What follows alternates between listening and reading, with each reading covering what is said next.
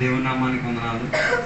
ఈ పగటి వేళ ఉపవాస ప్రార్థన కూడిక రెండో దినాన దేవుని యొక్క సన్నిధిలో కలిసి వచ్చి దేవునికి ఘనపరచడానికి, ఆరాధన చేయడానికి దేవుడు మనందరికి ఇచ్చిన భాగ్య తరగతిని బట్టి దేవునికి స్తోత్రం. దేవుడు గత రోజును ఈ రోజును దేవుడు ఎంత గొప్పగా దేవుడు మనల్ని ఆత్మిక విషయంలో దేవుడు బలపరిచి క్షేమాభివృద్ధితో మనల్ని నడిపించుకొని తీసుకెళ్తున్న విధానం బట్టి దేవునికి స్తోత్రం. దేవుడు మనల్ని ఇంకా ఇంకా శక్తిపరచునుగాక, బలపరచునుగాక. ఆయన శక్తిలో ఆశ్రయించుకు తీరడానికి దేవుని యొక్క సన్నిధిలో పగటి వేళ మనం సమర్పించుకుందాం. దేవుని యొక్క సన్నిధిలో గ్రంథాన్ని మనం తెలుసుకుందాం. ద్వితీయోపదేశకాండం 20వ అధ్యాయం దాని మొదటి వచనాన్ని చెప్తున్న మాటను ఒకసారి పగటి వేళ చదువుకుందాం. ద్వితీయోపదేశకాండం 20వ అధ్యాయం దాని మొదటి వచనం. నీవు నీ శత్రువులతో యుద్ధమునకు పోయి గుర్రములను రథములను నీకంటే విస్తారమైన జనమును చూచినప్పుడు వారికి భయపడవద్దు. ఐగుప్తు దేశములో నుండి నిన్ను రప్పించిన నీ దేవుడైన యెహోవా నీకు తోడై ఉండును. ఇక్కడ చదివిన వాక్య భాగంలో యుద్ధానికి సంబంధించిన వ్యవస్థితి గురించి రాయబడినట్టుగా మనకి కనిపిస్తున్నది. దేవుని యొక్క బిడ్డలుగా మనందరి జీవితంలో ఏముంది? యుద్ధం అంటూ ఒకటి ఉన్నది. అది మనుషులతో కాదు కానీ శరీరముతోనే చేసేదే కానీ మనుషుల మీద ప్రయోగం చేసే యుద్ధాలు కావు. అది దేవుని యొక్క బిడ్డలుగా మనం ఏం చేసుకోవాలి? అర్థం చేసుకు తీరాలి. యుద్ధానికి చెందిన వ్యవస్థితిలో దేవుని యొక్క బిడ్డలు ఎప్పుడు ఏం చేయాలి? ఆత్మీయతలో దానిలో పోరాడడానికి ప్రయత్నం చేసి తీరాలి. శారీరకంగా ఉన్న యుద్ధాన్ని మనం ప్రోత్సహించట్లేదు. చాలా మంది దేవుని బిడ్డలు తప్పుగా అనుకుని శారీరకంగా యుద్ధం చేయడానికి ఏం చేస్తున్నారు? ప్రయత్నాలు చేసి తీరుతున్నారు. మన యుద్ధము శారీరకమైన ప్రణాళికలో ఉన్నది కాదు కానీ బదులుగా ఆత్మీక ప్రయాణములో ఉన్న యుద్ధం అని దేవుని యొక్క బిడ్డలు ఏం చేసుకు తీరాలి? అర్థం చేసుకోవాలి, తెలుసుకు తీరాలి. ఇశ్రాయేల్ ప్రజలు ఎక్కువ ఉన్న ఆత్మీక ప్రయాణములో వారికి అన్ని విషయాల్లో అడ్డుపరిచి తీరేంతటిగా శత్రువులు వారిని ఇప్పుడు ఎదిరించేటట్టుగా మనకి కనిపిస్తున్నది. ఇక్కడ చదివిన వాక్య భాగంలో కూడా మనకి కనబడేది అదే. ఇశ్రాయేల్ ప్రజల్ని ఎదిరించుకు తీరడానికి సైన్యము వాడుకుంటూ వచ్చిన పదాల గురించి అక్కడ చెప్పుతున్నట్టుగా కనిపించుతున్నది. 20వ అధ్యాయం మొదటి వచనం చెప్తున్న మాట మీరు చూడండి.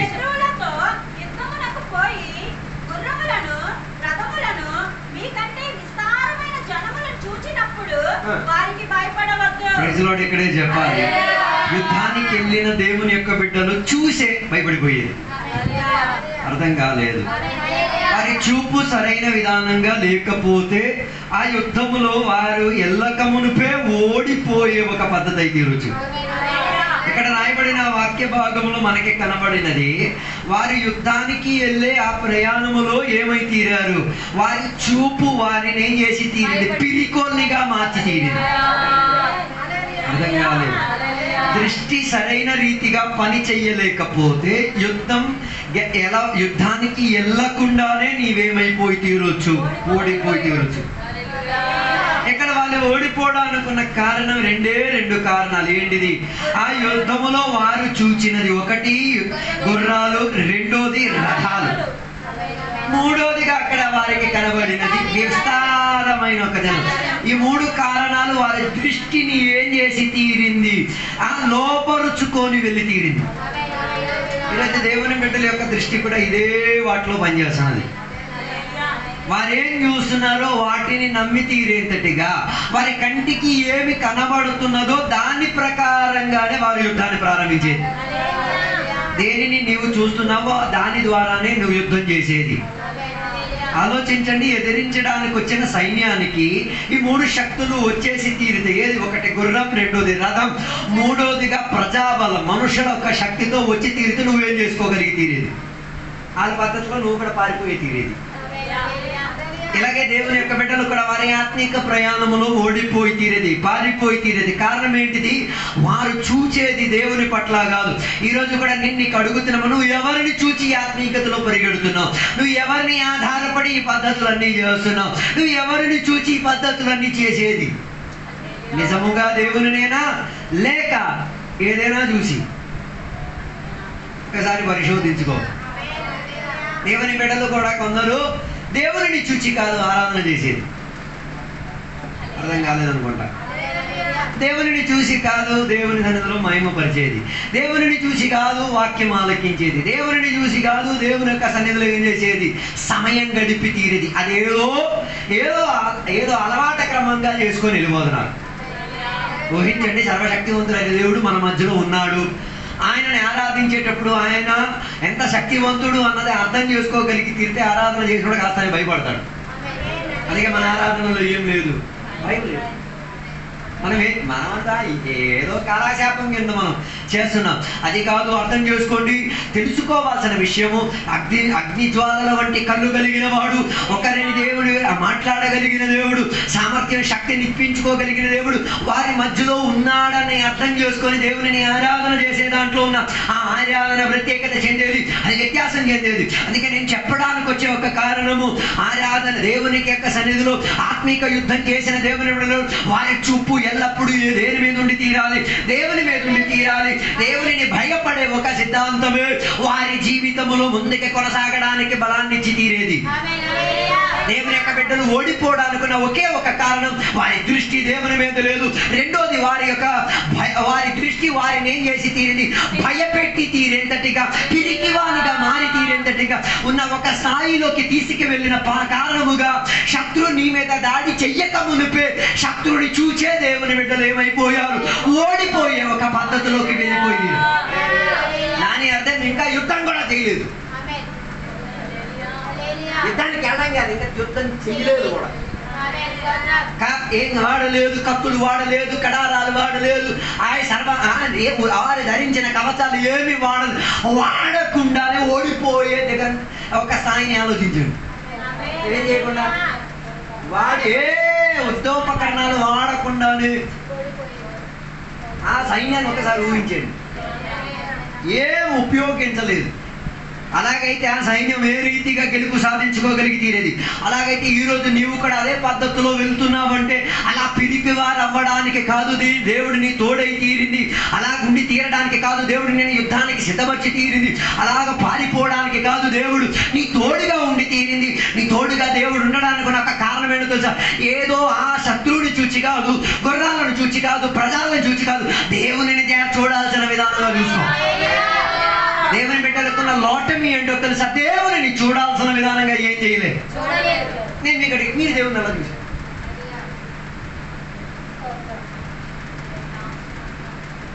నాతో లేరు అనుకున్నాను. కొందరు దేవుని యొక్క బొమ్మలాగా చూసుకున్నారు, కొందరు దేవుని యొక్క మ్యాజిషియన్ లాగా చూసుకున్నారు, కొందరు దేవుని ఒక మనిషిగా చూసుకున్నారు. హలో, ఆయన అలా కాదు, ఆయన సర్వాంతరంగములను ఎరిగిన వాడు, ఆయన సర్వశక్తివంతి కలిగిన వాడు, ఆయన ఎన్న చోట్ల అన్ని చోట్ల ఉండగలిగిన వాడు. ఆయన చేసిన పద్ధతులు మన తలంపులు అర్థం చేసుకోలేనిది, వివరించలేనిది, అర్థం చేసుకోలేనిది. మన 250 గ్రాముల మెదడుకి ఏం కాదు, దేవుని గురించి ఉన్న సిద్ధాంతాలు అర్థం కాదు. మన మెదడుకి ఆలోచనకి మించిన వాడు ఆయన. అలాగైతే అలాంటి ఒకడు నీ తోడుగా ఉన్నాడు, నీతో కలిసి నడుచుచున్నాడు. ఆయన నీకు ఇమ్మానుయేలు అయి ఉన్నాడు, ఆయన నీకు రక్షణ ధ్వజమై ఉన్నాడు, ఆయన నీకు విడుదల కర్త అయి ఉన్నాడు, ఆయన నీ చేతితో ఉండి యుద్ధం చేయగలిగిన వాడు. అలాంటి ఒకడు నీ తోడుగా ఉన్నప్పుడు నువ్వు దేనిని చూడాల్సిన అవసరం లేదు, సైన్యాలను చూసుకోవాల్సిన అవసరం లేదు, రథాలను చూసుకోవాల్సిన అవసరం లేదు, మనుషులను చూసుకోవాల్సిన అవసరం లేదు. ఆయన చూపు ఎల్లప్పుడు ఎవరి మీద ఉండి తీరేది, ఆ సర్వశక్తిని వంతటి మీద, ఆ నిజమైన దేవుని మీద, ఆ దేవుని యొక్క యుద్ధం చేయగలిగిన విధానమున ఆయన ఎల్లప్పుడూ ఏం చేసుకోగలిగేది, చూచుకునే విధానం అయితే. అందుకే దేవుని బిడ్డల యొక్క దృష్టి ఎక్కడొచ్చి తీరాలి, దేవుని మీదకి వచ్చి తీరాలి. దేవుని చూచి ఒక భయం వచ్చి తీరాలి, దేవుని చూచి దేవునికి ఆరాధన చేసి ఒక భయం వచ్చి. అర్థం కాలేదు అంటే దాని అర్థం, ఆరాధనలో చూడాల్సిన విధానంగా దేవుని చూచి పద్ధతులు కరెక్ట్ లేకపోతే ఆటోమేటిక్ చావైపోద్దన్న భయం ఉండాలి. అందుకే కదా కరెంట్ ఎక్కడ ఉంది, కరెంట్ ఉంది అని తెలిసి కూడా నేను వెళ్ళి ఏం చేయట్లేదు, ముట్టట్లేదు, తాకట్లేదు. ముట్టండి, అప్పుడే తెలిసి. కానీ అదే కరెంటుని నీవు చెప్పులు వేసుకుంటూ పద్ధతి కలిగే క్రమం గ్లౌజ్ వేసుకుంటూ తాకితే ఏమైతుంది, దాని ప్రభావం నీ శరీరం మీద అంత దాడి చేసి తీరదు. అలాగైతే యుద్ధం గెలవాలి అంటే నీ చూపు ఎవరి మీద ఉండి తీరాలి, దేవుని మీద ఉండి తీరాలి. ఆయన యందు నీవు బలం పొంది తీరాలి, ఆయన యందు నీవు ధైర్యం పొంది తీరాలి, ఆయన దగ్గర నుంచి నీవు ధైర్యంగా ప్రోత్సాహం పొంది తీరాలి.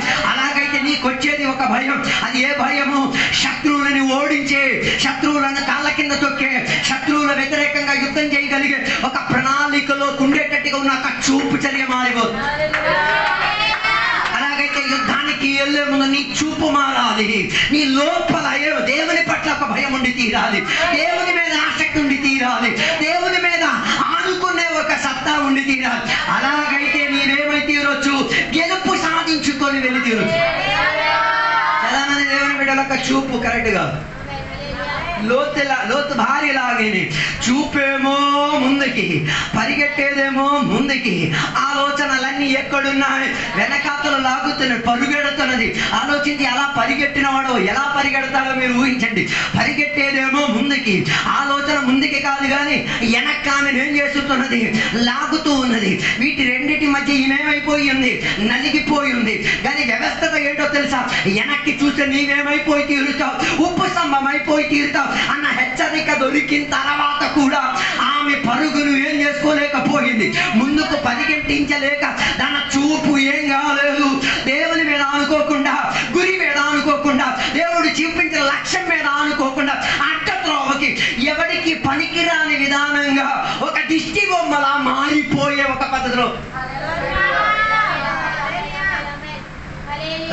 అలాగైతే ఊహించండి, ఈ కాలంలో దేవుడు ఎక్కడెక్కడ దిష్టి బొమ్మలు అయిపోయారు. అర్థం కాలేదు. ఆత్మిక ప్రయాణంలో కొన్ని దిష్టి బొమ్మలు ఇప్పుడు కూడా అక్కడ ఇక్కడ ఉన్నాయి. ఈ పగటి వేళ నీకు దేవుని మీద నీ చూపు వచ్చి తీరాలి, దేవుని చూడాల్సిన విధానంగా. అందుకే నాకు జక్కయ్య విషయం బాగా నచ్చుతుంది. ఆయన ఉద్దేశం ఒకటే, యేసయ్య ఎటువంటి వాడు నేనేం చేసి తీరాలి? చూచి తీరాలి. నా చూపు ద్వారా ఆయన ఏం చేసి తీరాలి? అర్థం చేసుకు తీరాలి. ఆ చూపు తన లోపల ఏమొచ్చి తీరింది? ఒక భయాన్ని తీసుకొచ్చి తీరింది. ఏంటా భయం? నేను డైరెక్ట్గా వేసే నీళ్ళు ఏం చేయలేను. మన ఫీలింగ్ అనుకోండి, డైరెక్ట్గా వేసే నీళ్ళు చెప్పండి. లేదా ఫ్రెండ్ లాగా నా ఫీలింగ్. హలో, ఆలోచించారా లేదా ఎప్పుడైనా? అన్న దేవుని మేడం వేసే ఇప్పుడు చూసేస్తాను, ఏడు చూసేసేది. ఆయన నీ కంటికి కనబడే ఒక బొమ్మ కాదు, ఆయన నీ కంటికి కనే ఒక పాత్ర కాదు, ఆయన నీ కంటికి కూడా అర్థం కాని విధానంగా ఉన్నవాడు. ఆయన ఏం చేయాలి? చూడాల్సిన విధానం దేవుని ఆత్మీక సిద్ధాంతములతో, దేవుడిచ్చిన ఆత్మిక వాక్య పరిహత్తులో ఆయనని చూచి తీరగలిగి తీరితే నీ లోపలకు వచ్చే ఒక భయం, అది నీకు దడ తీసుకొచ్చేది కాదు, అది నీకు ఏదే రీతిగా భయభ్రాంతిని తీసుకొచ్చేది కాదు, అది నీ లోపల ఒక భక్తి తీసుకొచ్చేది.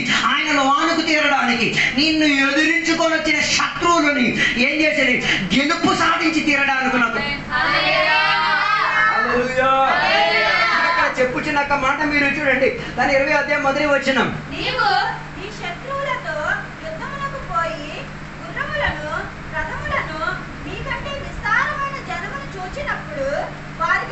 భయపడవద్దు. తర్వాత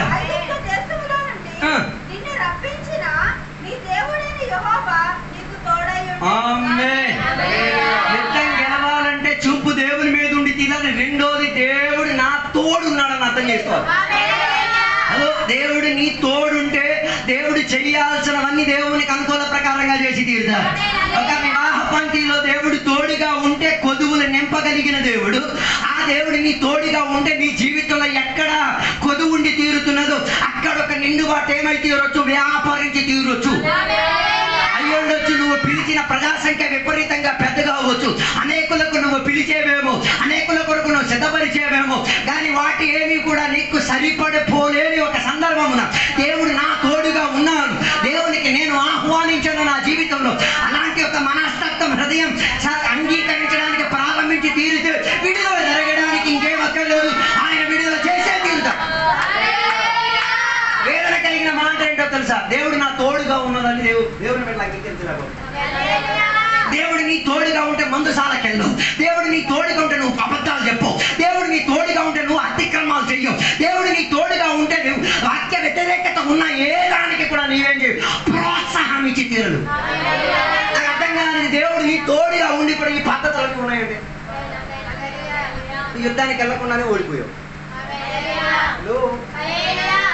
ఇలాంటి యొక్క సైన్యాన్ని కాదు దేవుడు కోరేది. దేవుడు కోరేది ఆయన నీ తోడుగా.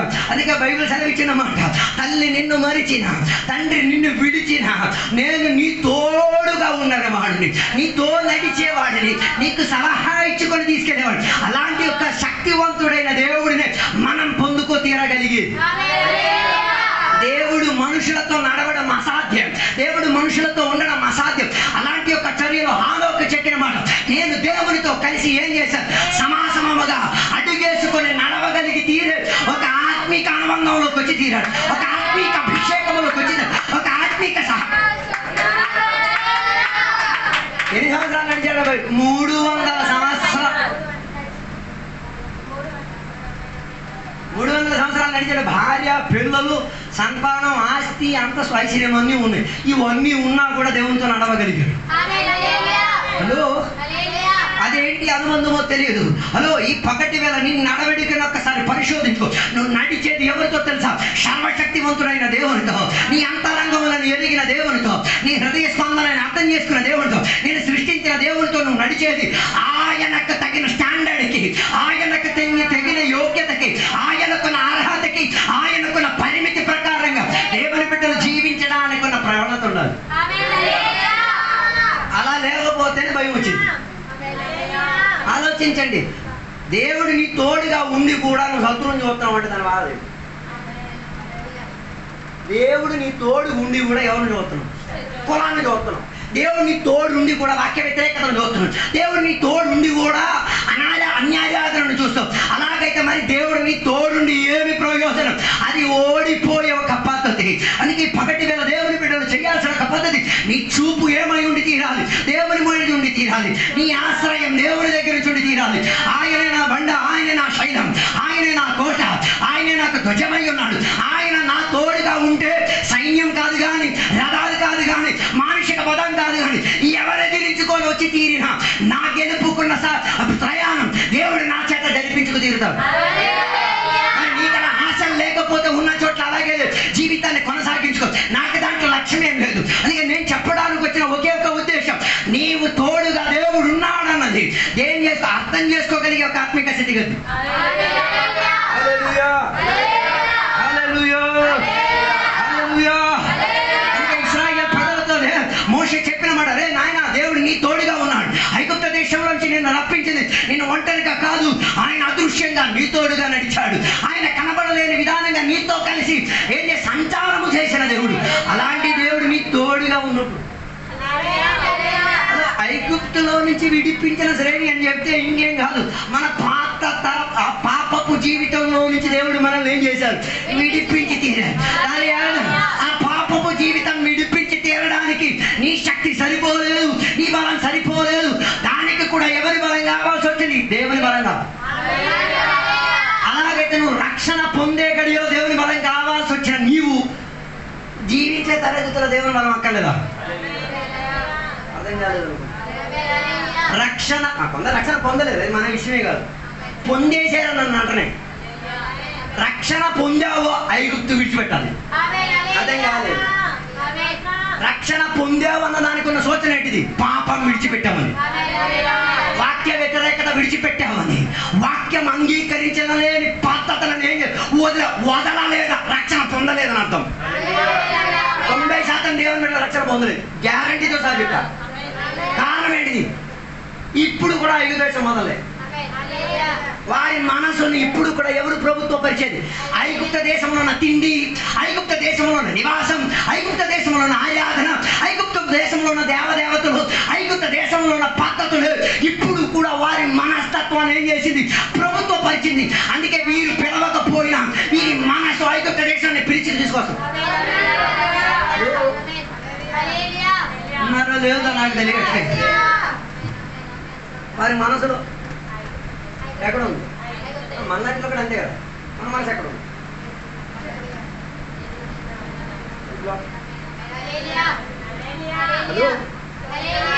ఏకాగ్రత రావట్లేదు దేంట్లో.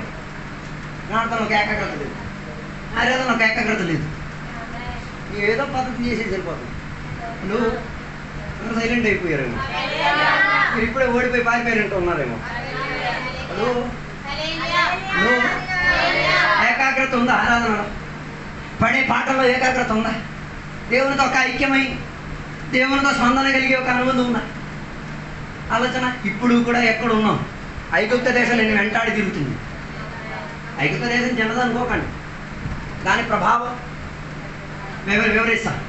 నువ్వు రక్షణ పొందిన తర్వాత కూడా నేను ఆ పాత శక్తి ఏం చేస్తాయి అని నీ ఇంటికి పెళ్లిలాగా వస్తుంది, చుట్టాలలాగా వస్తుంది, బందరికం లాగా వస్తుంది. అర్థం కాలేదు. నువ్వు రక్షణ పొందే గడిలో ఎందుకు రాలేదు? రాలేదు, రాలేదు. నువ్వు దేవునికి ఏ రోజు అంగీకరించి చెప్పావు ఏసై తప్ప నాకు ఇంకొక దేవుడు లేడు అని చెప్పిన చర్యలు వాడు అడ్డుపడిచడానికి ఇప్పుడు ఎందుకు వచ్చాడు? దాని అర్థం నీ మనసును వాడు ఏం చేయడానికి కోరుతాడు? స్వాతంత్రించడానికి కోరుతాడు. హలో, అందుకే కదా ఈ రెండింటి మధ్యగా నలిగిపోతుంది. ఇటు దేవుడికి ఆరాధన చేయాలా, ఇటు ఐగుప్తు దేశంలో ఉండాలా, అర్థం కాదని రెండింటిని మ్యాచింగ్ చేసేస్తాం.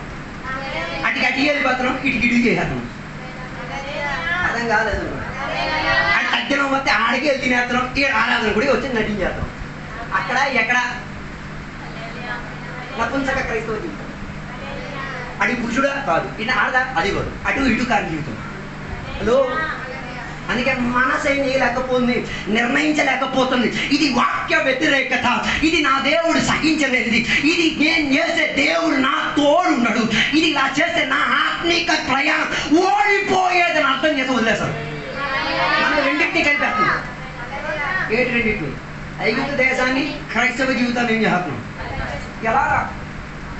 హలో హలో, నువ్వు ఐగుప్త దేశం విడిచిపెట్టావంటే ఐగుప్త దేశంలో ఉన్న బార్బర్ కూడా నీ ఇంటికి రాడు. మన దుద్దేలా కత్తిరించేది అర్థం కాలేదు. నువ్వు ఏదైనా నమ్మితే బార్బర్లు కూడా రావు ఏం చేయడానికి. అప్పుడేం చేస్తావు? ఏ స్కూల్లో నీకు జాయినింగ్ ఇవ్వరు, ఏ రీతిగా నీకే సుఖపడడానికి అవకాశం. అయినా కూడా దేవుడు నీ తోడుగా ఉన్నాడని అర్థం చేసుకో. అయినా కూడా వాటిలో దేవుడు నీకు సహాయపడిన వాడు. పెంతెకోస్తు సంఘానికి ఉన్న గొప్పతనం ఏంటో తెలుసా? పెద్ద గోడ గదులు లేకపోయినా నేల మీద కూర్చొని దేవునికి చెట్లు బొట్ల కావాలి కూర్చొని దేవునికి ఆరాధన చేసే చర్యలు. ఇప్పుడు 4 గోడ వచ్చేసిన ఒక్కొక్కడికి ఎంత బలుపు వచ్చేసిందో. లేకపోతే ఏం రాదు, ఆరాధన చెమట చొక్క రాదు. మరి ఏం ప్రయాసపడ్డావు? రాలేదు. పని చేసే దానికమ్మ చెమటలు గారేస్తాం, నీళ్ళు లేగేస్తాం, అన్నీ చేస్తాం. ఆరాధనలో మాత్రమే చెమట కూడా కాదు, ఓ రీతికి అక్కడ శరీరం ఏ రీతి కాదు, ఏ రీతి కలిగేటట్టుగా ఉన్న కదిలింపు లేని ప్రణాళికలు. హలో, నీ పాత స్థాయిని ఒకసారి ఆలోచించుకో. ఎలాంటి ఖర్చులు ఉండేది? పేడ ఖర్చుల మీద కూర్చొని ముళ్ళులున్న రోడ్డు పక్కన కూర్చొని దేవునికి ఆరాధన చేసే చర్య నుంచి వచ్చిన నీవు 4 గోడల మధ్య వచ్చేసరికి నీ ఆరాధన అంతే కదా. 31వ తారీఖు మన ఆరాధన కూడా అలాగే కదా. చర్చి లోపల దూకుడు, చర్చి బయటికి వెళ్తే సువార్తకి వెళ్ళిపోతే ఇలా నిలబడిపోతారు. ఓ హల్లెలూయా రాదు, ఒక అభిషేకం రాదు, ఒక అన్య భాష రాదు, పిచ్చోలు అనుకోరు. అదే బాబు అక్కడే నీకు ప్రదర్శన చూపించి తీరాలి. అలా ప్రజలు నిన్ను గుర్తించేది నీ స్వభావాన్ని చూచే, నీ పద్ధతులను చూచే, నీ ఆరాధనను చూచే. ఓకే, వాళ్ళు నేను కించపడతారా? హల్లెలూయా గ్రూప్ చెప్పని గుర్తించేది నిన్ను. హల్లెలూయా అంటే పరలోకానికి చెందిన శబ్దం, పరలోకంలో వాడిన ప్రయోగం, పరలోకంలో దేవునికి గణపరచడానికి ఉన్న పద్ధతి. అదే నీవు పలికి ఆడి పోల్చుకోగలిగితే దానికి నువ్వెందుకు సిగ్గుపడతావు? అని నేను హల్లెలూయా గ్రూప్ అంటాడు, చప్పట్ల కూట అంటాడు, దొరిలిన గ్రూప్ అన్నని నాయన అలా చెప్పేటప్పుడు నీకు అర్థమైంది తోడుగా దేవుడు నీతో ఉన్నాడని. ఇదేం లేదనుకో, ఆడితో ఉన్నాడు నీతో కూడా ఉన్నాడు. అర్థం కాదు. ఏం లేదనుకో, ఆడితే ఎవడు ఉన్నాడు? నీతో కూడా ఆడే ఉన్నాడు. హలో, దేవుడు నీ తోడుగా ఉంటే నీ శత్రువులకి గుర్తొచ్చి తిరుగుతుంది, నిన్ను ఎదురించిన సైన్యానికి గుర్తొచ్చి తిరుగు. నాయనో ఆడు చూపుతో మనల్ని చూచాడు కానీ ఆడు తోడుగున్న వాడిని నేను చూస్తే, ఆయన తోడు ఉండబట్టి ఆయన పద్ధతులను నేను చూస్తే, నాయనో దేవుడు ఆయనతో ఉన్నాడు, ఆయన దేవుడితో ఉన్నాడు, వారిని ఎదిరించగలిగి తీరేంత స్తోమత మనకి లేదు అన్నది శత్రువు మనల్ని చూశారు. అందుకే నీ ఆరాధనలో కనబడాలి దేవుడు నీ తోడున్నాడు. ముష్టి ఆరాధనలో మారి ఆరాధించే విధానం వచ్చి తీరాలి. ముష్టి అంటే చెప్పమ్మా అదే ముష్టి. నేను అటు ముష్టి ఇస్తుంటే నువ్వు ఇటు ముష్టి ఇస్తున్నావు. ముష్టి ఆరాధన ఆపి నిజారాధన పలుకు. హలో, వాక్యం నిన్ను తాకితే, వాక్యం నిన్ను గాయపరిస్తే, వాక్యం నీ హృదయాన్ని కొల్లబొడిస్తే స్పందని దొర్లేస్తావో, సప్పట్లు కొట్టేసి ఇస్తావో, దూకేసి ఇస్తావో, దిష్టి బొమ్మలు మాత్రం మాకు ఇవ్వద్దు. అవి ముష్టి ఆరాధనది. హల్లెలూయా. దేవుడు నీ తోడుండితే నీ శరీరం కదిలిద్ది. దేవుడు నీ తోడుండితే నీ పెదవులు కదిలిద్ది. దేవుడు నీ తోడుంటే పునాదులు కదిలిద్ది. దేవుడు నీ తోడుంటే గది నిండిపోతలలో. తోడుంటేనే ఇంత ఛాలెంజ్ అయితే మన దేవుడు తోడుకొని ఏం లేదు, కదిలింపడదు. మనం అన్ని ఆరాధనగా సప్పట్లు, ఆరాధన వరకు మన సప్పట్లు ఏమైపోయింది, సీమితం అయిపోయింది, పరిమితి అయిపోయింది. అర్థం కావడానికి అర్థం లేదు. హల్లెలూయా, హల్లెలూయా. మీరు నాతో స్పందించలేకపోయినా నాకేం ప్రయోజనం? నా వాక్యానికి, దేవుని వాక్యానికి కొన్ని శక్తి ఉంది. నువ్వు స్పందించలేకపోతే స్పందించాల్సిన దేవుడు పరలోక స్పందించాడు. I don't care. నేను పలికే వాక్యం మా ఇంటి సొత్తు కాదు. నేను పలికే వాక్యం జీవం కలిగిన వాక్యం. దానికి నీ జీవం కలిగిన దానికి జీవం ఇచ్చి తీరడానికి మన శక్తి ఉంది. హలో, దేవుడు నీ తోడున్నాడని నీ శరీరం స్పందించాలి, నీ ప్రాణం స్పందించాలి, నీ ఆత్మ స్పందించి తీరాలి. అలా వెళ్ళలేదు అనుకో, ఈజిప్ట్కి బ్యాక్ అయిపోయావు. అయ్యగారు అలా చెప్తారులే, నేను చెప్పట్లేదు, నో ప్రాబ్లం. అమ్మా, నువ్వు ఈజిప్ట్లో ఉన్నావు, నువ్వు ఐగుప్తులో ఉన్నావు, ఏసైని విడిచిపెట్టేశావు, నీ రక్షణ నువ్వే నష్టం చేసేసావు. నష్టమైన దానిని తిరిగి సంపాదించడం ఈజీయా? మరి వదులుకోకుండా చూసుకోండి.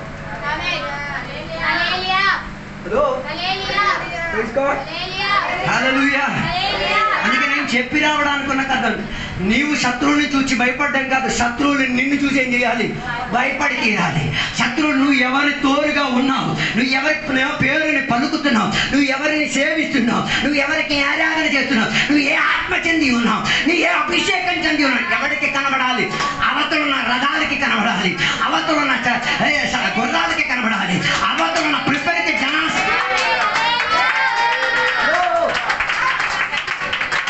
కనబడలేదు. అయ్యా, నా దేవునికి అక్కర్లేదు. నీ శరీరంలో కనబడలేని, చూపించలేని వద్దు, అది పద్ధతి కాదు. నువ్వు ఐగుప్తులో ఉన్న మాత్రం, ఒకవేళ ఈరోజు నువ్వు ఐగుప్తులో ఉంటే తిరిగి వచ్చాయి. నీ మనసు, శరీరం, ప్రాణం, ఆత్మ ఏమై తీరాలి? దేవుని మీద ఆనుకుని తీరాలి. దేవుని దగ్గర నుంచి రక్షణ మరలా పొందుకు తీరి ఏం చెయ్యాలి? చెయ్యాల్సిన వ్యవస్థితితో దేవునితో కలిసి ఉండి దేవునికి ఆరాధన చేయగలిగి తీరాలి. పరలోకంలో ఉన్న వ్యవస్థ యెషయా-గ్రంథం 6వ అధ్యాయం చెప్తున్న మాట, ఒక మనిషి, సాధారణ మనిషి భూమిలో నుండి పరలోకాన్ని చూచినప్పుడు పరలోకంలో కనిపించిన ఆరాధన వ్యవస్థితి, దేవదూతలు గాన ప్రతిగానం. గాన ప్రతిగానం మీన్స్ రిపీటేటివ్లీ.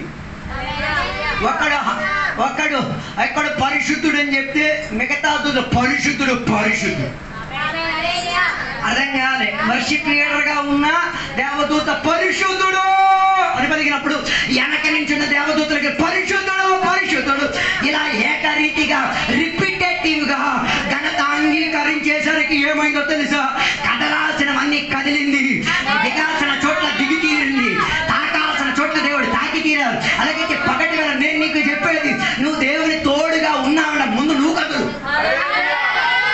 ముందు నువ్వు కదులు, ముందు నీ పెదవులు దేవునికి స్తుతించాలి, ముందు నీ శరీరం ఆత్మతో దేవునికి అంగీకరించి తీరాలి, ముందు దేవుడు నీతో. ఒకడితో దురాత్మ ఉన్నాడని ఎలాగ అర్థమయ్యేది? చుట్టలకు వదిలేస్తాడు. చూడదు మీరా? ఇది చూడండి ఒకసారి. జుట్టు వదిలేస్తాడు, ఆయన పద్ధతులు పిచ్చి ఏ అర్థం కాదు. ఏంటి కారణం? ఏంటి కారణం? ఆడి లోపల ఏసై లేరు, దేవుడు లేరు, ఎవరు ఉన్నారు? అర్థం కాలే. ఆడ కావాలంటే నీ భూత భావి భవిష్యత్తు మొత్తం ఎక్కేతాడు. అది నువ్వు నమ్మేది ముఖ్యత్వం కూడా. పౌలు గారి ఎదుట నిలబడి ఒక ఆడపాప నిలబడి ఏం చేశారు? తన భూత భావి భవిష్యత్తును ప్రవచించి చెప్పేటప్పుడు సాతానానికి గది, నా భూత భావి భవిష్యత్తును వివరించి తీరడానికి నీ దుష్టాత్మ శక్తి నాకు అక్కర్లేదు, నాకు దేవుడు. ఇది అలాగా లేదు. ఏ దుష్టాత్మ శక్తి చెప్పినా చెప్పమ్మా, ఇంకా ఎంకరేజ్. నీ భూత భావి భవిష్యత్తు ఎవరు చెప్పాలి? దేవుడు పరిశుద్ధాత్మ ద్వారా ప్రవక్త ద్వారా చెప్పాలి, లేకపోతే దేవుడు వాక్యం ద్వారా నీకు బయలుపరచాలి, లేకపోతే దేవుడు చిన్న లేపి మరి బయలుపరచాలి, లేకపోతే కళ రూపంగా లేకపోతే దర్శన రూపంగా నీ దగ్గరకు నేను కుదిపి లేపేసి మరి చెప్పాలి. ఆ అనుమతి దేవుని కొన్నది. ఆ అనుమతి దేవుని కొన్న దానిని అద్దె తీసుకొని సాతాను తీసుకొచ్చేటప్పుడు పౌలు చేసిన ప్రయోగం సాతాను వదిలించేశాడు ఆ శక్తి. కారణం ఏంటో తోడుగా ఎవరున్నారో బయలుపరిచారు. తోడుగా యేసయ్య ఉండి తీరితే కుంటివాడిగా ఉన్న ఒకడు అడుక్కుంటే చాలు ఆయనకి యేసయ్యను అప్పగించుకు తీరుతాం. యేసయ్య అప్పగించడం మాత్రం కాదు, ఆయన కుంటితనానికి ఏమైతే నడకనిచ్చి తీరేటట్టుగా, పరిగెట్టి తీరేటట్టుగా, యేసయ్య దగ్గరగా పరిగెట్టి వచ్చి తీరేటట్టుగా, యేసయ్య చేసిన ఆరాధనకు ఇప్పుడు కూడా దేవాలయం లోపల కొనుక్కుంటూ ఉన్నాడు. ఎందుకు చర్చికి పరిగెట్టి రాలేదు. అమ్మా కుంటిదని మీరు నీ కాలు పట్టుకొని చెప్తా కుంటిదివే, ఆత్మీయతలో కుంటిదాన్ని. నీకు నజరేతులు ఉన్న వేసే దొరకలేదు నాకు. నీ అయ్యగారి వాక్య పరిచయం నా నజరేతులు ఉన్న వేసే నీచే నువ్వు ఎవరు పొందుకున్నావు మరి.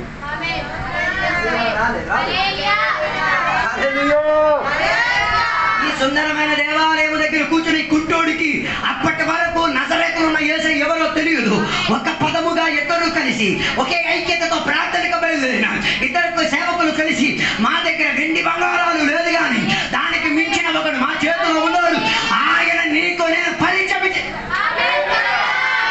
ఇది చెప్పడం చెయ్యు తెగ్గడం ఆయన కాళ్ళకు బలవంతి చేయడం, ఆయన ఈల లోపలున్న ఆ దైవ శక్తి ఆయన లోపలికి ఏం చేసి తీరింది, వ్యాపరించి తీరింది, కుంటితనం మారింది. బైబిల్ చెప్పేది ఉన్న చోట్ల లేకిచ్చి నిలబడి గెంతులాడి, దాని అర్థం దేవుడు నీ తోడుగా ఉంటే గెంతులాడాలి. ఆడట్లేకపోతే ప్యాకేజీ వేరే.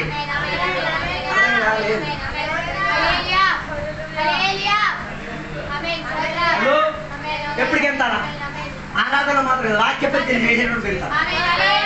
నేను పొడిచే మాటలు చెప్పేటప్పుడు గెంతాలా, నీ భావి భవిష్యత్తు గురించి చెప్పేటప్పుడు గెంతాలా, నీ శరీరం వాటికి ఏమై తీరాలి.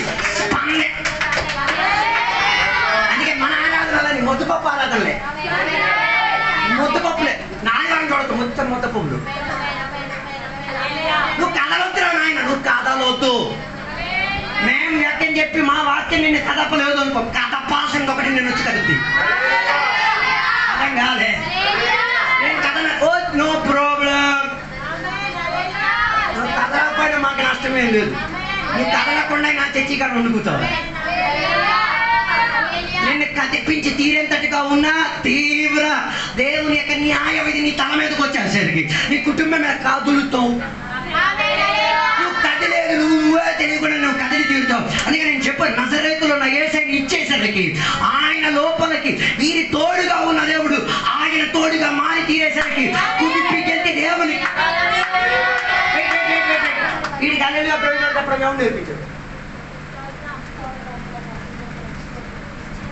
అర్థం కావాలి? చర్చి బయటే కూర్చున్నా వింటాను. Okay, very good. నేను చెప్పేది అలా కాదు, ఈ పక్కన ఉన్న వాళ్ళు ఇచ్చారండి. అర్థం కాలే? కొన్ని విషయాలు అల్లెలుగా పేసలేడేమో ఉండదు అని మనం అప్పుడు సెకండ్ క్వార్టర్లో అనుకుంటా వాళ్ళు చర్చికి వచ్చిన సెకండ్ క్వార్టర్ అల్లెలుగా పేసలేడేమో ఉండదు. దేవునికి వందనాలు గంటలు ఏమి ఉండదు. అమ్మా సెకండ్ క్వార్టర్ నువ్వు మాంత్రిక శక్తి మా మీద పనిచేయదు. నువ్వు మౌనంగా కూర్చున్న దృష్టికోణంలో నాకేం ప్రాబ్లం, నీ శక్తి నా మీద పనిచేయదు. కారణం ఏంటో తెలుసా? నువ్వు మౌనంగా కూర్చున్నాను, నేను గట్టిగా దేవుని శాస్త్రం ఆరాధన చేసుకుంటా, నేను పరలోకాన్ని తిప్పి ఆరాధన చేసుకుంటా.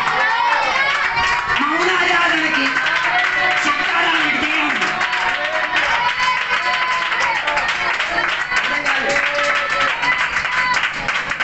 మౌనారాధన ఎక్కడి నుంచి చెప్తాను, నాతో యుద్ధం చేస్తావా?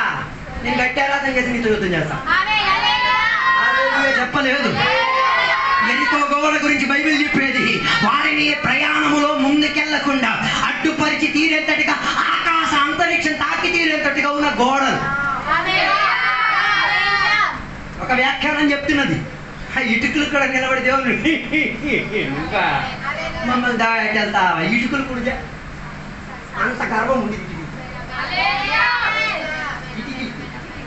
ఎందుకు కట్టినోడికి అంత గర్వం అవ్వండి, మరి ఇటుకలు కూడా అంతం కాలేదు. నువ్వు దురాత్మ నిండుదల కలిగి ఏం కట్టుకున్న వాటికి నీకున్నదే పాపం దాని కూడా డోంట్ అండర్స్టాండ్ మీ. విగ్రహాలకి శక్తి ఉందా? విగ్రహాలకి శక్తి ఉందా? ఉందా లేదా? ఉంది. నువ్వు ఎత్తామంటది మరి. కట్టినోడు చేతిలో ఉంటే వాడి మీదకి రాదా?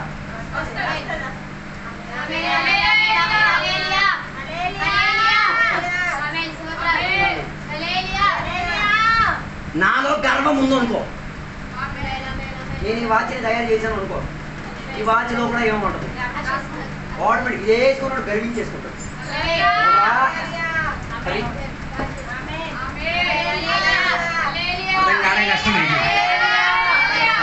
కష్టమైపోయింది. అందుకే ఎరికో గోడలో ఉన్న ప్రజలకు గర్వం అయిపోయింది. మమ్మల్ని ఎవడు ఏం చేయలేడు, ఏం పీకలేదు. నాకు వ్యతిరేకంగా యుద్ధం చేయగలిగి తీరడానికి ఎవరికి శక్తి లేదు. ఇండైరెక్ట్ చూడరా, ఆకాశం అంతరిక్షం వరకు మేమేమై ఉన్నాం అంటే ఇండైరెక్ట్గా వెళ్ళి దేవుడి మీద వాదించదు. ఆయన కూడా వచ్చి ఏం చేయలేడు, ఏం పీకలేదు. ప్రజలు రాలేదు. ఆ ఎరికో గోడకున్న కూలుబాటుకు ఆయన కూడా దిగిరాలే. ఆయనని ఆరాధించే కొన్ని పదాలు ఉపయోగించారు.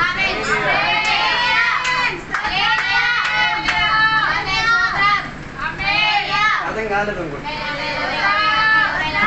నువ్వు సెకండ్ కాండ్రులాగా మౌనంగా ఉండి నువ్వు నీ పని చేసుకో. నేను పెదవులతో దేవునికి స్తోత్రం చెప్పేసి నేను నా శక్తిని చూపిస్తాను. ఏదో ఒకటి మాత్రం గొట్టు ఓడిపెట్టుకొని పరిగెట్టే చూడు. అయితే నేను పరిగెట్టచ్చు, సంథింగ్ మే హ్యాపీ. ఏదో దేవుని మెట్లు ఎప్పుడు బట్టలు ఉప్పేసుకొని పరిగెట్టే కోసం పరిస్థితి రాదు. సాతానికి ఆ పద్ధతి వచ్చి ఆయన స్టార్టింగ్ నుంచి అలాగే పరిగెడుతున్నాడు. హలో, ఎరికో గోడని ఎదిరించడానికి దేవుడు దిగిరాలే, బదులుగా దేవునికి గణపరిచే కొన్ని పద ప్రయోగాలు మాత్రమే పలకడం. ఏమై తీరింది? గోడ పునాదుల దగ్గర నుంచి ఏమొచ్చి తీరింది? క్రాక్ వచ్చి తీరింది. అది పై వరకు ఏమై తీరింది? క్రాక్ ఎక్కి తీరి అది ఉన్న చోట్లనే ఏమై తీరింది? మట్టికి లోబడిపోయి తీరి రోడ్డు తయారై తీరేటట్టుగా పట్టణానికి ఉన్న అడ్రస్ మారిపోయింది.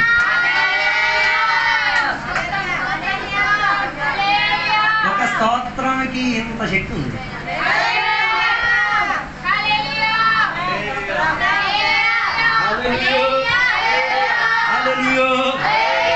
అందుకే శత్రువుని కాదు చూడాలి, శత్రువు నిన్ను చూచి భయపడి తీరాలి.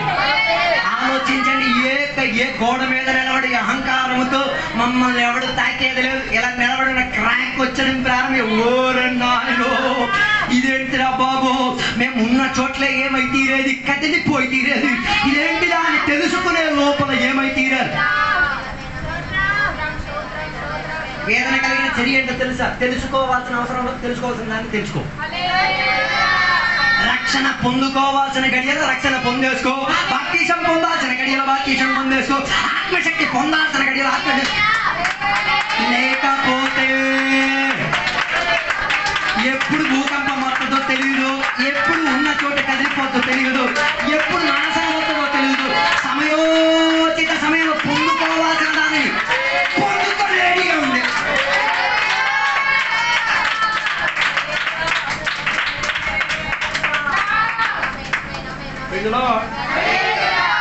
ఎవరు వాదించుకోనున్నారో ఆ శక్తి ఇప్పుడు ఏమై తీరింది?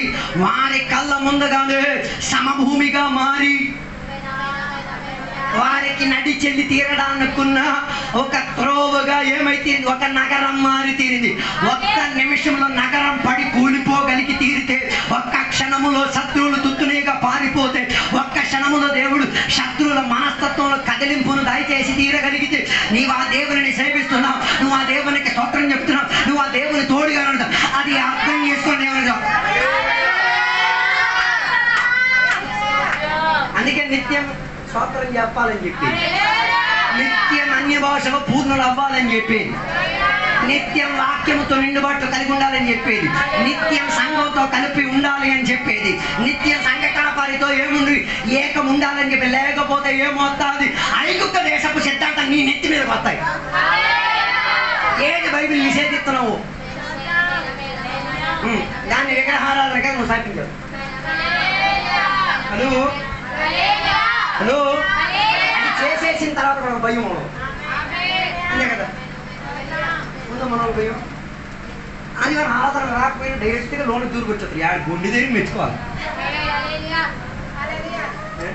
పిచ్చి పనులన్నీ చేసేసి ఎవరైనా లోపల దూరుకొచ్చాక ఏ భయం. మన బల్లాలను తీసుకున్నాడు, ఏ భయం బట్టి ఉండదు. తప్పుడు ఇప్పుడు ఏం చేసి నో ప్రాబ్లం. నువ్వు నన్ను కాదు భయపెట్టించేది, నువ్వు నన్ను కాదు భయపెట్టించేది. భయపెట్టించాల్సిన భయపెట్టాల్సిన విధానం ఇదో. హలో హలో అందుకే నీ అడుగుజాడల జాగ్రత్త, నీ ఆలోచన జాగ్రత్త. నీ ఆలోచనకి శాతానికి ఏం చేయకూడదు, చోటించి తిరుగు.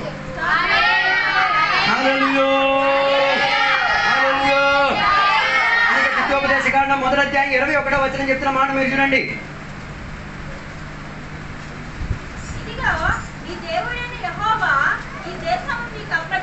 ఆమేన్. yes దేవుడైన యెహోవా నీతో తలవిచ్చినట్లు దాన్ని స్వాధీనపరచుకొనుము. ఆమేన్. భయపడకుము, అధైర్యపడకుమని నీతో చెప్పి ప్రైజ్ లార్డ్ చెప్పాలి. అక్కడ దేవుని యొక్క వాక్యం చెప్తున్న మాట మీరు చూసారా? ఒకసారి 21వ వచనం. ఆమేన్. ఈ దేశంలో నీకు అప్పగించెను. హల్లెలూయా. ఆమేన్. ఏది నీ చేతిలో లేదు దానిని నీ దేవుడు ఏం చేశారు? పరిశుద్ధాత్మ నీ చేతిలో ఉండలేని నీ చేతికి అప్పగించారు. వాక్యం నీ చేతికి అందాల్సిన వస్తువు కాదు, నీ చేతికి అప్పగించారు. సంఘం నీతి కాదు, దేవునిది. సంఘం నీ చేతికి అప్పగించారు. అర్థం కాలేదు అనుకున్నా నేను చెప్పింది. దేవుడు అన్ని నీకేం చేశారు? Can I believe you? ఆయన నిన్ను నమ్మగలుగుతాడా? జవాబు ఎవరు చెప్పలేదు. నా ఇంటి తాళం నీ చేతికి ఇచ్చేసి నేను నిన్ను నమ్మగలుగుతానా? ఆ ఇంటికి బీరువా కేతనం తాళం అంటే నేను నమ్మట్లేదు. నాకు నేను నా ఫ్రిడ్జ్ని తాళం వేసేస్తానంటే నేను నిన్నేం చేయట్లేదు. ఇండైరెక్ట్గా ఆలోచించండి. దేవుని నమ్ముతున్నాను. నువ్వు దేవుని నమ్మితే కదా దేవుడు నేను నమ్మగలిగింది. ఒక 4 నెలలు నీకు తెచ్చి అప్పగించేస్తే ఉన్న విషయాలు అర్థం ఉంటారా? అయిపోయింది. అందుకే దేవుడు నీ చేతికి ఇవ్వట్లేదు.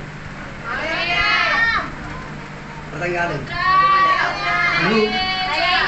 హలో దేవుడు నీకు ప్రవచన వరం ఇస్తే నమ్మగలుగుతారు? నీ లాభోదయం కోసం. హలో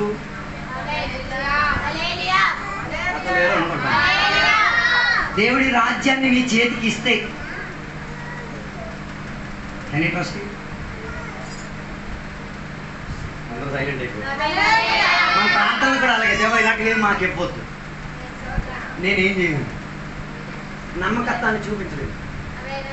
హలో హలో నమ్మకం కలిగిన బలేదాసుడా అనే ఒక పిలుపు వినబడాలంటే నీ నమ్మకత్వాన్ని ఏం చేయాలి? దేవుడు నీకు 100 ఇస్తే 100కి 100 నీవేమిచ్చి తీరాలి? నమ్మకత్వం ఇచ్చి తీరాలి. నమ్మకత్వం చూపించేదలగా నువ్వు ఎక్కడెక్కడ ఏం ఖర్చు పెట్టావు ఎవరికి చెప్పాలా? హలో నాతో లేరు అనుకుంటా. యుద్ధానికి బయలుదేరిన వారిని దేవుడు ఏం చేయలేకపోతున్నారు, ఏవి అప్పగించలేకపోతున్నారు. అందుకే దేవుడు యెహోషువతో చెప్పిన మాట, కనబడుతున్న పట్టణాలన్నీ నీ చేతికి ఏం చేసా. నేను ఆశా గురించి విన్నాం కదా. ఆశాకి దేవుడు రాజ్యాన్ని అప్పగించేటప్పుడు ఆశా పట్ల దేవుడికి ఒక నమ్మకత్వం ఉండేది. ఏమని? నా నామాన్ని పట్టణంలో ప్రతిబింబించేటట్టుగా ఏం చేస్తాడు? దేవునికి అనుకున్న ప్రయత్నం చేసి తీరతాడు. దేవుని యొక్క ప్రజలలో దేవుని తట్లో ఆనుకునే తీరేటట్టుగా ఆనుకోలేని దానిని తుడిచివేస్తాడన్న విషయంలో దేవుడు హలో, దేవుడు సంఘం మా చేతికి ఇచ్చారు కాబట్టి మొక్క పక్షం లేకుండా ఎవడు తిడితే ఏంటి, ఎవడు సంఘం వదిలేసేది ఏంటి, ఎవడు ఇంటికి రావద్దంటే ఏంటి, ఎవడు మా మీద కత్తులు పెట్టుకున్నా చెప్పాల్సిన విధానంగా చెప్పి అది నీకు నచ్చినా నచ్చకపోయిన కారణం ఏంటి తెలుసా? మాకు తెలుసు ఇది నాకు అప్పగింపబడిన బాధ్యత, దీనిని నేనే చేయాలి, సక్రియంగా నెరవేర్చాలి.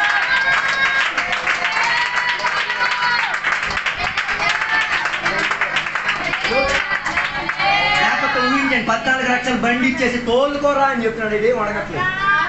ఆయన అడగట్లేదని చెప్పి నేను చెప్పాల్సిన బాధ్యత ఆనుకుంది. అందుకే నేను ఏం చేసినా ఎక్కడికి వెళ్ళినా అప్డేట్ ఇస్తూ ఉంటాను. ఏం చేసినా ఎక్కడికి వెళ్ళినా అవసరమా? అందుకే కానీ ఇవ్వడం జరగట్లేదు. ఆయన అప్డేట్ అర్హుడు కాదా? ఏం చేస్తున్నావు? ఆయన ఒక పని, నువ్వెందుకురా ఆంధ్రాకి వెళ్ళో ట్రైన్కి వెళ్ళొచ్చు కదా, చెప్తే ఉండిపోవడమే. హలో, అప్పుడు ఊహించండి, ఇచ్చిన దానికన్నా ఈ రికార్డులు ఇవ్వడమే బాధ ఎక్కువ. అందుకే మనమే ఎవరు బాబు తీసుకెళ్ళి వెళ్ళిపో. అదేంటి నమ్మకద్రోహం, రాలేదు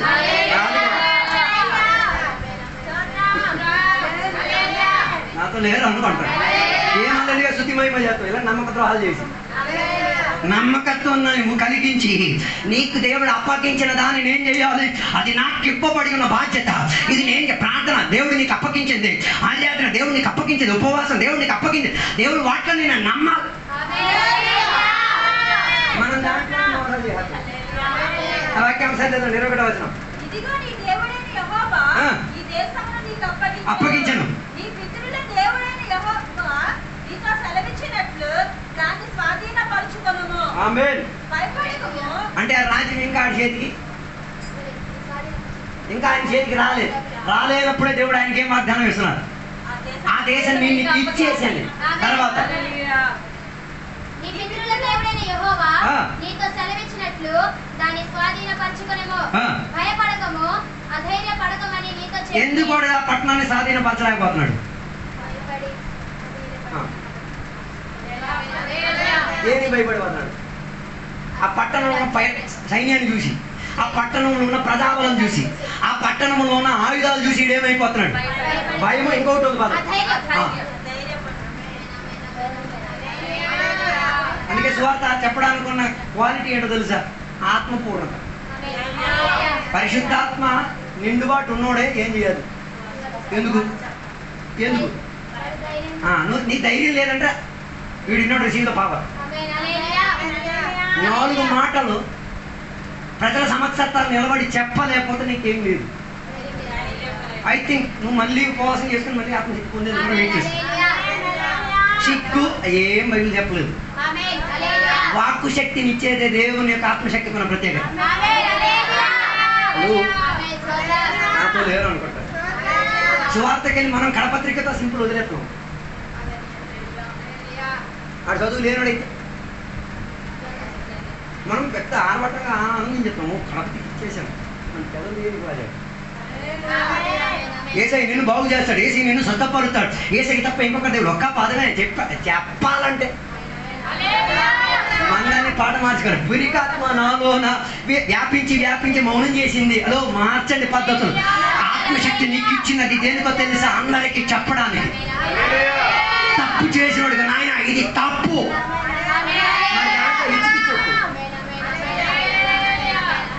నేను దొంగతనం చేయడం చూసి కదా ఆ దొంగతనంతో నా దొంగతనంతో నీకు పాల్పడిపోదు. నన్ను శిక్షిస్తే నిన్ను శిక్షిస్తారు. నాకు 70% శిక్ష ఇస్తే నీకు 30% శిక్ష. ఎందుకు? దొంగని పోల్చి కూడా దొంగ అని ఒప్పలేదు.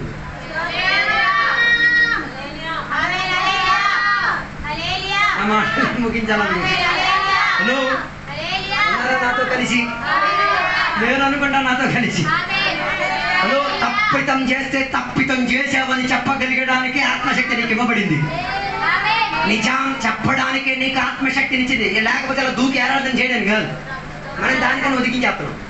నిజం చెప్పాలి, ముఖం చూసి చెప్పాలి. నువ్వు రావద్దురా చర్చికి, నీ సమాధికి నేనే వస్తాను. అని నేను కొట్టడానికి వస్తాను. కొట్టని ఎందుకు కొట్టదు? సమాధి అయినంత వరకే కదా కొట్టి, దాని తర్వాత కొట్టుదా. చెప్పలేదు. అందుకే మనం కొందరికి చేత డైరెక్ట్ మొఖం చూసి నాయన గొయ్యి రెడీ చేసేసుకో, 6 అడుగుల బాక్స్కి నేనే వస్తాను. ఏ ఆత్మశక్తి నీ చేతికి అప్పగించితే ఉన్న భయం పోతుంది. హలో, భయము రెండోది ఏంటిది? ధైర్యం లేకపోవడం. దేవుని మీదకి ఏం లేదు. ఒక ప్రార్థన చేయమండి. ఈ పులిపికి నీకేం నాశనం చేసిందో బైబిల్ పదం. పులిపికి నీకేం నాశనం చేసింది? ఇక్కడ కూర్చోసి కొడగొడ పులిపిట్ ఏమైనా భయపెట్టిందని. హల్లెలూయా, హల్లెలూయా. ప్రజలు నిన్న ఏమైనా భయపెట్టారా? మరెందుకు భయపడటం? ధైర్యంతో మనం నిలబడాలి. ఆ పిలికాత్మను ఏం చేయాలి? ధైర్య ప్రోత్సాహాలతో ఏం చేయాలి? ఎదిరించి తీరగలిగితే దేవుని పద్ధతిని పని చేయగలిగితే ఫస్ట్ నిలబడించగా మాకు పిలుకుండేది, మాకు భయపడింది. కానీ దాన్ని నేను చేసి తీరాం. గెలుపు సాధించే ప్రయాణంలో ఉపయోగించి తీరాం కాబట్టి సిగ్గుపోయింది. అందుకే ఏ వీధి సంత కడ కూడా నిలబడి మైకున్నా లేకపోయినా కంటదని మనకు అనగలేదు. బాక్స్ లేకపోతే విక్రమపురం నుండి పాటలు రావు. లేకపోతే మనకు కదా బాక్స్ లేకపోతే సౌండ్ ఎంత తగ్గిపోతుంది. సువార్తకి వెళ్ళాడే 3 పడతారు. ఎవరు చెప్తున్నాం? హల్లెలూయా, హల్లెలూయా, హల్లెలూయా.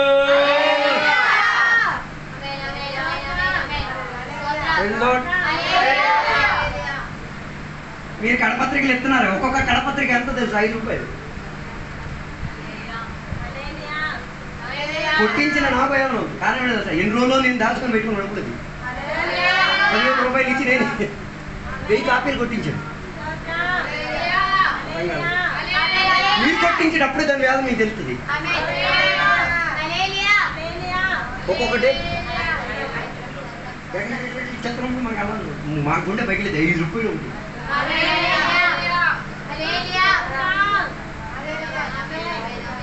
₹1,00,000 మీటింగ్ ఏర్పాటు చేయండి.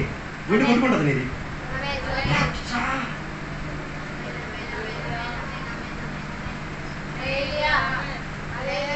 పిరికే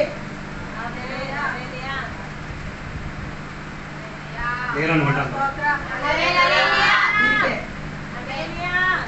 పెళ్లికి లక్షలు ఎక్కడ తీసేస్తారు. ఒక దేవుని పెట్టి పెళ్ళి ఏం కావాలంట? రికార్డ్ డాన్స్ కావాలా?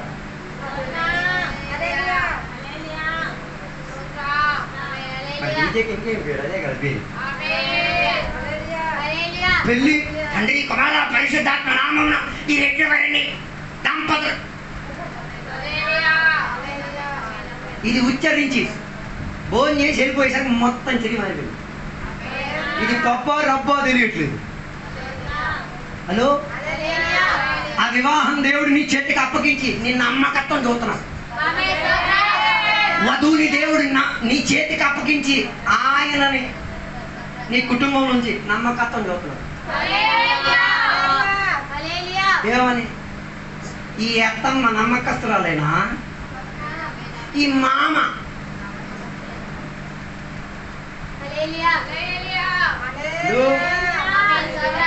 నిన్ను ఇంకొక కుటుంబంలో జతపరిచేసి దేవుడు చూశాడు. ఈ ఆడి కుటుంబంలో నమ్మకంగా ఉన్నాడు, ఈ కుటుంబంలో కూడా ఏమంటాడు? ఈ సంఘంలో దేవుడు నిన్ను నమ్మకస్తునిగా చూస్తున్నాడు. అలాగైతే నేను నీకు అప్పగించిన బాధ్యతలో కొందరికి దేవుడు సువార్త అప్పగించాడు, నమ్మలేదు దేవుడు. దేవుడికి చెప్పు అతను లేరు అనుకుంటా. సువార్థికులకు దేవుడు ఏం చేసింది? అప్పగించింది. అప్పగించడం అంటే నీ చేతికి ఇచ్చింది. ఓకే, నువ్వు ఎందరికి చెప్పావో ఎందరికి దేవుని దగ్గర తీసుకొని దాని లెక్క ఎవరు చూసుకుంటాడు? నువ్వు చూసుకొని దేవుడు చూసుకోవాలి. అర్థం కాలేదు? హల్లెలూయా చెప్పింది నాతో లేరు అనుకుంటా. అందుకే దేవుని బిడ్డలకి ఇప్పుడు ఏం వ్యాపరించేసింది? భయం, అధైర్యం వ్యాపరించింది. కాబట్టి దేవుని పనిని ఏం చేస్తున్నాడు? నిర్లక్ష్యంగా.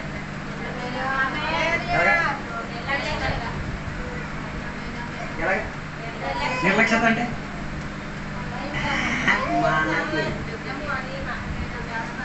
మనకి మనం ఏమైనా పుత్రించింది. హలో, నేనేమైనా ప్రయాసపడ్డాను. హలో,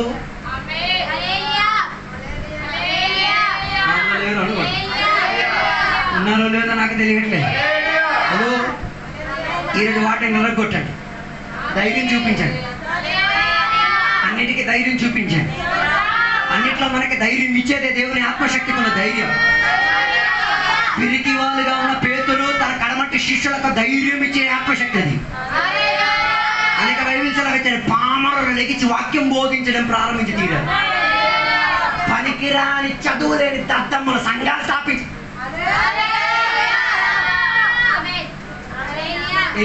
ఎన్ని సంవత్సరాల చర్యలు, 30 years, 30 సంవత్సరాల చర్యలు.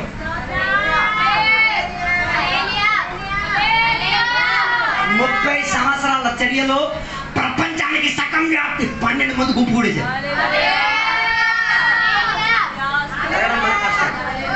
మన సంఘం స్టార్ట్ అయిపోయి 25 సంవత్సరాలు అయిపోయింది. ఇది 26వ సంవత్సరం. ఇప్పుడు కూడా ఎక్కడున్న గుంపే తప్ప ఇంకో గుంపు కనబట్లేదు. ఎక్కడో 80 మంది కూకొని అల్లెలుగా శుద్ధిమయమా తప్ప ఇంకో గుంపు స్టార్ట్ అవ్వట్లేదు. అర్థం కాలేదు అనుకున్నా.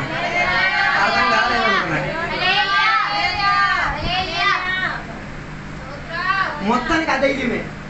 ఒకటంటే ఇంకోటి లాగేస్తాడు. ఎంట్రికలు అన్నింటినీ ఒక డబ్బాలో తీసుకెళ్తే ఓ ఎంట్రుకు బయట జరుగుతుంది. కారణం కదా భయం. వీడు వెళ్ళిపోతే ఇవన్నీ వెళ్ళిపోతాయండి. అరే నాడు వెళ్తే కదా సమృద్ధి వచ్చేది. ఆయన వెళ్తే దాని వెనకట్లకి వెళ్ళాల్సిన వెళ్తాడు. అందుకే ఇక్కడ కీర్తన చెప్పిన భూదిగాంతం నీకు అప్పగింపబడి ఉంది. అందుకే భూదిగాంతానికి వెళ్ళు. భయం పొంది దేని లోపల లాగుంటావు. దాని అర్థం నీ నమ్మకత్వం ఏమైపోయింది, కోల్పోయింది. యెహోషువని దేవుడు నమ్మగలిగారు, మోషేని దేవుడు నమ్మగలిగారు, దావీదుని దేవుడు నమ్మగలిగారు, మోషేని దేవుడు నమ్మగలిగారు. ఇక నీ పరిస్థితి, నీ నమ్మకత్వం ఏం చేయాలి? ఆత్మిక పోరాటం. భయం లేదు, ఆడవాడచ్చు, ఏ భయం లేదు, ఏ సెంట లేదు, మొత్తం నెత్తి మీద ఉంది. ప్యాకేజీ కింద నెత్తి లోపల ఉంది. హలో, నేను చెప్పే మాట చివరిగా చెప్తున్నాను. భయాన్ని దూరపరచండి. దేవుని ఆత్మశక్తి భయాన్ని దూరపరిచేదే, విసుగుపాటుని దూరపరిచేదే దేవుని యొక్క ఆత్మశక్తి. ఆ తీవ్రతలో ఒక వద్దాం, ఆత్మిక పోరాటంలో కొన్ని గెలుపు సాధించేది మన నమ్మకత్వాన్ని రుజువుపరుతాం. ఈ వాక్యాల్లో దేవుడు మనం అందరినీ దీవించుగా.